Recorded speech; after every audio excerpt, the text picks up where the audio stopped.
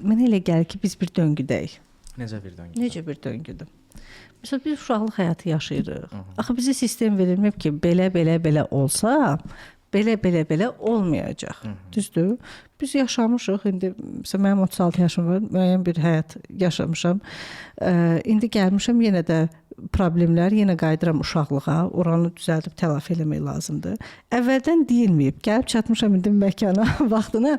İndi təzədən qaytarırlar məni ora ki, orada düzəltkinə. Və biz düşürük burada psixoloqlar, nə bilim, misal üçün seksoloq və s. Biz bunların hamısını gəzirik ki, özümü axtarıram, özümü tapıram, özümü müalicə edirəm. Maqnesium əskikliyi yaşayırsınız.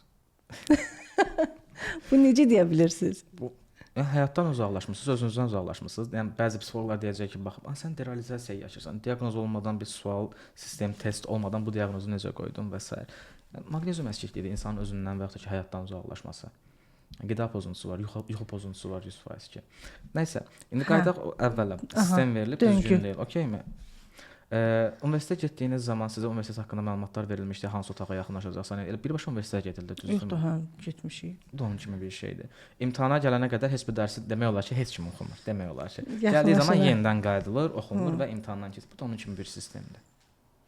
Yəni həyatımızın ən önəmli anına gəldik, gedirik keçmiş xatirələrdən, təcrübələrdən biz informasiya götürürük və yeni perioda keçid eləyirik. Onda bu bizə nə öyrədir? Düz yaşamamışıq onda, düz keçməmişik. Nisbi bir anlayışdır axı düz və yanlış. Kimə görə nə? Hə, orası da elədir. Orada da razıyam sizinlə. Bəs niyə qayıdırıq da? Yəni əvvələ başa niyə qayıdırıq? Təcrübədən istifadə etmək üçün. Keçmiş təcrübədən istifadə etmək üçün. Keçmiş təcrübədən istifadə etmək üçün. Bəlkə qırılma anı orada olur. Çünki mən hər zaman deyirəm ki, travma mütləq şəkildə 12 yaşdan əvvəldədir. Mütləq şəkildə. Əgər onun 15-17 yaşı həll olunubsa və ya da 36 yaşında gəlibsə, 32 yaşında yaşadığı travmanı işləyirsə, düzgün proses deyil. Hipnozla bağlı deyirəm bunu. Gestalt-la və ya da başqa bir sistemlə bağlı demirəm. Hipnozla bağlı deyirəm. Düzgün deyil. Niyə? Bizə hipnozla lazım olan kritik faktor, yəni analiz mexanizminin olmadığı periodda verilən təlqinlərdir.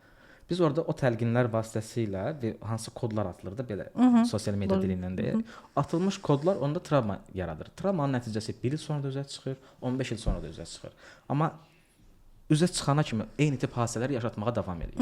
Səbəb bilirsiniz burada nədir? Maraqlı sual verə bilərsiniz ki mənə. Beyin əgər ki bu qədər mükəmməl işləyirsə, niyə ancaq neqativ hadisələr düşünür, neqativ ssenarilər qurur? Və pozitiv qursun da bizə də, düzdür? O da olub da. Pozitivlər eləsin ancaq. Niyə bu qədər insan OKB-dən əziyyət çəkir, panik atakdan əziyyət çəkir? Pozitiv olsun da ölüm qorxusu niyə yaranır ki? Neqativ yaşatmağının səbəbi ondan ibarətdir ki, gələcəkdə yaşaya biləcəyi neqativ hadisələrə, ssenarilərə hazırlıq görsün. Bir dənə də maraqlı sual verə bilərsən. Pozitivlərə hazırlıq görsün, pozitiv yaşasın da. Burada bu proses niyə olur? Gələcəyə dair neqativ ssenarilərə hazırlıq görür. O hadisələr yaşansa, 100% deyək ki, neqativ bir reaksiya olacaqdırsa, mənfi reaksiya olacaqsa, o düşür 20-yə, 50-yə, 30-a. İndi bunun pozitivdən yaşandığını düşünün. Pozitiv bir hiss yaşansa, 100% xoşbəxtlik yaşayacaqsa, düşəcək 20-yə, düşəcək 30-a. Pozitivdə artıq biz ortaya giririk. Verilən təlqinlərlə, yəni hipnozla, verilən təlqinlər, verilən istiqamətlə və bələdçiliklə onu pozitivə hazırlayırıq, pozitiv gələcəyə hazırlayırıq. Pozitiv gələcəyi belə deyək, neqativ düşüncələr kimi ona yeritmirik. Sadəcə o pozitiv gələcəyi yaşaması üçün hansı şəxsiyyət olmasa o şəxsiyyətə dönüşdürürük. Şəxsiyyət korreksiyası, xarakteristik korreksiyası. Bu vəziyyəti çox tezləşdirirsiniz də onda. Çox sürətlə tezləşir.